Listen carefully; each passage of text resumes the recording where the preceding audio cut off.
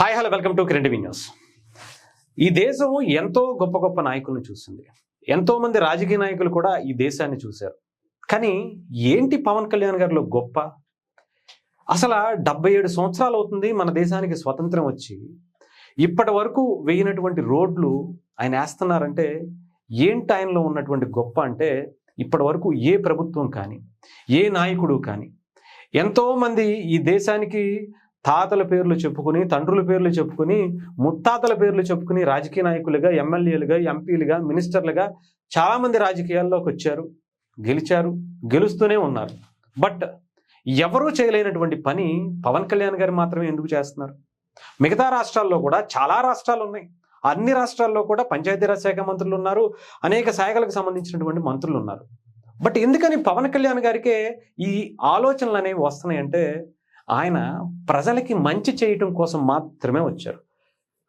77 సంవత్సరాల ఈ స్వతంత్ర ఫలాలన్నీ కూడా అందరికీ దక్కాలి. అది కొండ మీద ఉన్నటువంటి ఒక గిరిజన గ్రామానికైనా, రోడ్డు మీద సిటీలో ఉన్నటువంటి ఒక వ్యక్తికైనా సరే సమానంగా ఉండాలనేటువంటి ఆలోచన 77 సంవత్సరాల తర్వాత ఒక నాయకుడికి వచ్చింది అంటే అది పవన్ కళ్యాణ్ గారనే చెప్పాలి. పంచాయతీరాజ్ శాఖలో ఇంత అద్భుతంగా ఇన్ని కార్యక్రమాలు చేసేటువంటి పనులు పవన్ కళ్యాణ్ గారు ఎందుకు చేయగలుగుతున్నారు అంటే, సంకల్పం అంత గొప్పది కాబట్టి, ఆయనలో ఉన్నటువంటి నిజాయితీ అంత గొప్పది కాబట్టి. మిగతా వాళ్ళు ఎవరైనా వస్తే సిటీలు, రోడ్లు ఇవి అవన్నీ వేసేసి అయిపోయింది, మాది ఇదే అభివృద్ధి అంటే అని చెప్తారు. కానీ ఏదైతే మారుమూల పల్లెటూరులో, గ్రామాల్లో ఉంటాయో, అది కూడా కొండలపైన, గుట్టలపైన ఒక 100 మంది ఉంటారా, 50 మంది ఉంటారా, 10 మంది ఉంటారా అనేది అనవసరం. వాళ్ళు కూడా ఈ దేశంలో ఉండేటువంటి బిడ్డలే. వాళ్ళు కూడా ఈ దేశంలో అన్ని ఫలాలు వాళ్ళకి దక్కాలి, చదువుకోవాలి, గొప్పవాళ్ళు అవ్వాలి. వాళ్ళలో మట్టిలో మాణిక్యాలు ఉండేటువంటి అవకాశం ఉంటుంది. సైంటిస్టులు ఉంటారు, ఎంతో గొప్ప క్రీడాకారులు ఉంటారు, ఎంతో ఉన్నతమైనటువంటి వచ్చేటువంటి పరిస్థితికి ఉంటుంది. వాళ్ళందరినీ తీసుకురావాలి. అందుకనే పవన్ కళ్యాణ్ గారు వచ్చిన తర్వాత ప్రత్యేకమైనటువంటి దృష్టి పెట్టారు. అలాంటి రోడ్లు కూడా వేశారనుకోండి. ఇంకా పంచాయతీలకు సంబంధించి ఈరోజు ఇంకొక గొప్ప విషయం బయటికి కనిపించింది. అది మళ్ళీ ఒకసారి మేము ముందుకు చూపిస్తాను.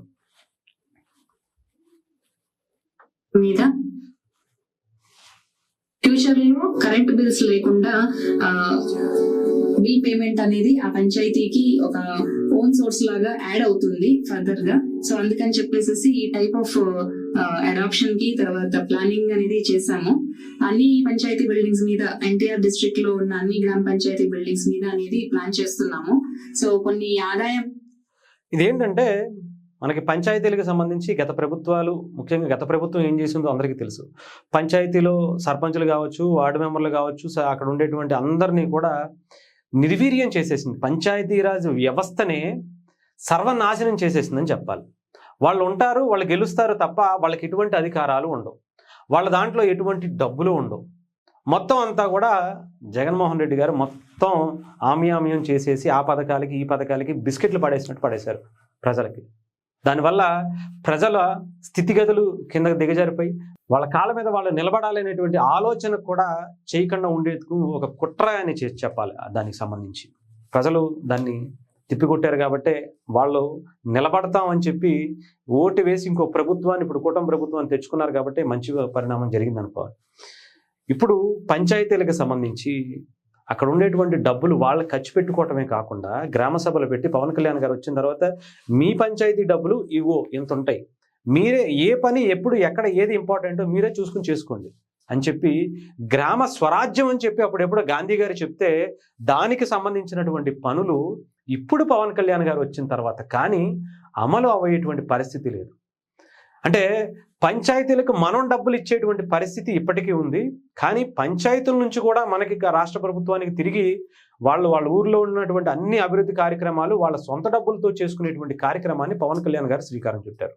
అది ఎలాంటివంటే 1 కాదు 2 కాదు, చాలా ఉన్నాయి అనుకోండి.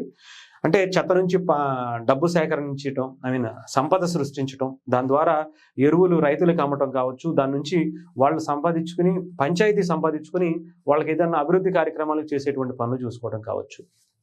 ఎక్కడ అంటే గవర్నమెంట్ దగ్గర నుంచో ఇంకొకరి దగ్గర నుంచో సహాయం అని ఎదురు చూడకుండా వాళ్ళుగా ఇన్కమ్ సోర్స్ని ఒక పంచాయతీ క్రియేట్ చేసుకునేటువంటి అవకాశాన్ని సృష్టించారు. ఇంకొకటి ఏంటంటే ప్రతి పంచాయతీ బిల్డింగ్ పైన కూడా సోలార్ ప్యానెల్ని ఏర్పాటు చేసి కరెంటు బిల్లు కట్టకుండా కొన్ని పంచాయతీలకు కొన్ని రోజులు చూస్తారు గవర్నమెంట్, ఏ ట్రాన్స్పోర్ట్ డిపార్ట్మెంట్ అయినా సరే కొన్ని రోజులు చూసి కరెంటు బిల్లు కట్టకపోతే కట్ చేసేసినటువంటి సందర్భాలు ఉన్నాయి. గత ప్రభుత్వంలో అయితే చాలానే జరిగాయి. ఎందుకంటే వాళ్ళకి మినిమం డబ్బులు కూడా ఎవరు, వాళ్ళ మెయింటెనెన్స్ కూడా డబ్బులు ఇవ్వకపోవడం వల్ల కరెంటు బిల్లు కట్టలేనటువంటి పరిస్థితులు చాలానే వచ్చాయి చాలా పంచాయతీలకి. కానీ పవన్ కళ్యాణ్ గారు వచ్చిన తర్వాత ఫిక్స్డ్గా ఏదైనా ఆయన శాశ్వతంగానే ఆలోచిస్తారండి. టెంపరీగా ఏదో సరే కరెంటు బిల్లు కట్టామా సరే వదిలేండి అని ఉండదు. ఇంకా మళ్ళీ లైఫ్లో కరెంటు బిల్లు కట్టలేదు అనేటువంటి ఆలోచన రాకూడదు. దానికి ఒక శాశ్వత పరిష్కారం కావాలి. అదేంటి అంటే సోలార్ ప్యానెల్స్ని మనం ఇంత మనం ఎంకరేజ్ చేయాలి అంటే ముందు పంచాయతీ బిల్డింగుల్లో ఉండాలి కదా. పంచాయతీకి సంబంధించి కరెంటు బిల్లు మనం కట్టుకోవడం ఏంటి, మనమే దాన్ని నిల్వ ఉంచి అవసరమైతే ట్రాన్స్పోర్ట్ డిపార్ట్మెంట్కే మనం తిరిగి ఆ సోలార్ ప్యానెల్స్ నుంచి వచ్చేటువంటి కరెంటుని ఇవ్వచ్చు కదా అనేటువంటి ఒక మంచి ఆలోచనని పవన్ కళ్యాణ్ గారు చేసి ఆంధ్రప్రదేశ్లో ఉన్నటువంటి అన్ని పంచాయతీ బిల్డింగుల్లో కూడా ఈ సోలార్ ప్యానెల్స్ని ఏర్పాటు చేసి కరెంటు బిల్ అనే దాన్ని లేకుండా ఆయన ఒక మంచి ఆలోచనకు శ్రీకారం చుట్టారు. దానికి మొట్టమొదటిగా ఎన్టీఆర్ జిల్లాలోని గొల్లపురం నుంచే మొదలుపెట్టారట. విద్యుత్ బిల్లుల భారం తప్పించడమే లక్ష్యంగా రాష్ట్ర వ్యాప్తంగా పంచాయతీ కార్యాలయాలపై సోలార్ ప్లాంట్లు ఏర్పాటు చేయడం కోసం పవన్ కళ్యాణ్ గారు. మరి ఆలోచించండి, దేశంలో ఎంతోమంది నాయకులు వచ్చారు ఈ దేశానికి, ఎంతోమంది నాయకుల్ని దేశం కూడా చూసిందే, ఈ ఎంతోమంది ప్రభుత్వాలు పరిపాలించారే, తాత ముత్తాతల పేర్లు చెప్పుకుని ఎంతోమంది ఎంతెంతో గొప్ప గొప్ప వాళ్ళు వచ్చారే. కానీ ఎందుకని ఇంత చిన్న ఆలోచన చేయలేకపోయారు, ఇంత గొప్ప ఆలోచనను ఎందుకని తీసుకురాలేకపోయారు? పవన్ కళ్యాణ్ గారు మాత్రమే ఎందుకు చేయగలుగుతున్నారంటే చిత్తశుద్ధి అలాంటిది. అంటే వాళ్ళకుందా వీళ్ళకి లేదా అనేది నాకు అనవసరం. పవన్ కళ్యాణ్ గారిలో మాత్రం చాలా పుష్కలంగా ఉంది. అది ఎలాంటిది అంటే అవసరమైతే ఆయన ప్రాణం పెట్టేస్తాడండి ప్రజల కోసం. ఏమైనా చేసి ప్రజలకి మంచి జరగటం కోసం ఆయన ప్రాణాలు అడ్డంగా నిలబెట్టేసేటువంటి వ్యక్తి ఆయన. అలాంటి వ్యక్తికి ఆయన కుటుంబం అవసరంలా, ఆయన ఫ్యామిలీ అవసరంలా, ఆయన పిల్లల అవసరంలా, సమాజం ప్రజలు అంతే. వాళ్ళకి ఏదో చేయటం కోసమే ఆయన కష్టపడుతున్నాడు, సినిమాలు చేస్తున్నాడు, ఇంకొకటి చేస్తున్నాడు తప్ప ఇంకొకటి ఉండదు. ఆయన జీవితం ఇంతే, ఇలాగే ఉంటుంది. ఆయనకి ఎవరు ఎన్ని చెప్పినా సరే ఆయన మారడా, ఇది చేయడా, అది చేయడా, ఆయన రాజకీయ పార్టీని ఇలా చేయరా అంటే ఆయనకి అవన్నీ నచ్చవు. ఆయనకి ప్రజల కోసం మాత్రం ఏం చేయటానికైనా వెనకాడు. ఆయన పార్టీ నిలబడాలా, కోట్లు సంపాదించుకోవాలా, నా నాయకుడు నా పార్టీ ఎస్టాబ్లిష్ అయిపోయి ఇది చేయాలని అనేది ఆయనకి సెకండరీ. అదంతా కూడా ఫస్ట్ అంతా ప్రజలు బాగుండాలి అనే దాని మీదే ఆయన దృష్టి ఉంటుంది. అధికారంలోకి వచ్చిన తర్వాత చేసేటువంటి కార్యక్రమాలే దానికి నిదర్శనంగా మనం చూడొచ్చు.